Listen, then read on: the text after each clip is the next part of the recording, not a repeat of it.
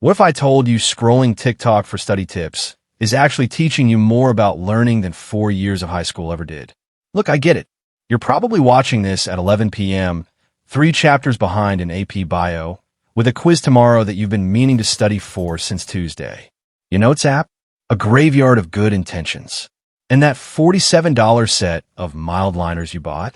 They've highlighted everything, which basically means they've highlighted nothing. Let me tell you about my friend Sarah, straight A student at UC Berkeley. Everyone thinks she's just naturally smart. But here's what she actually told me. I failed my first college midterm because I studied the same way I did in high school. 8 hours straight of rereading notes the night before. Got a 64. That's what she changed everything. Here's what actually works.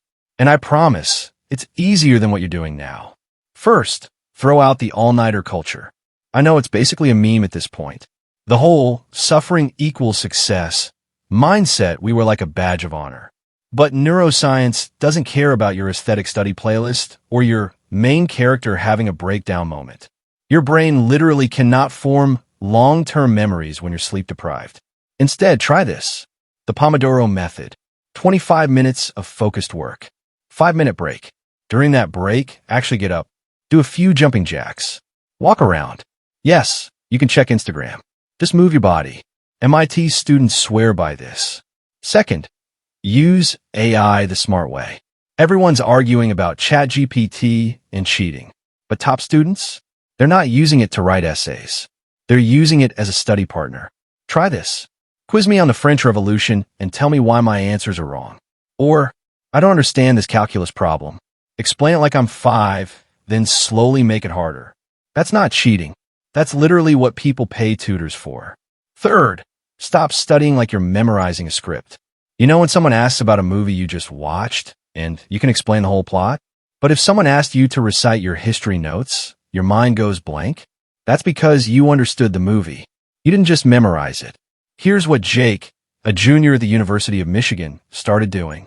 After each lecture, he opens his voice memos app and explains the concept like he's texting a friend who skipped class.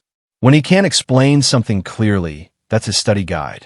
He went from a 2.8 to a 3.6 GPA in 1 semester. Here's your one change for this week. Tonight, after you finish studying, close everything. Set a 5-minute timer. Write down everything you remember, not word for word. In your own words. It's going to feel awkward, hard, messy, perfect. That struggle? That's your brain building stronger connections. Emma, a freshman at Georgia Tech, said, I used to study for 6 hours and remember nothing. Now I study for 2 hours using retrieval practice and actually understand the material.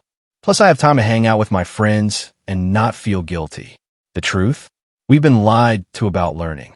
It's not about how many hours you study or how aesthetic your notes look. It's about working with your brain, not against it. You'll see people pulling all-nighters, living on energy drinks and stress, posting their study grind aesthetic. Let them.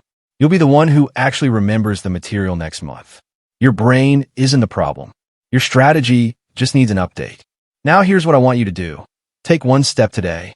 Try the Pomodoro method tonight. Use AI to quiz yourself or explain a concept in your own words.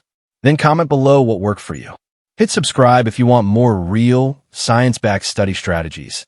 And let's actually learn smarter together.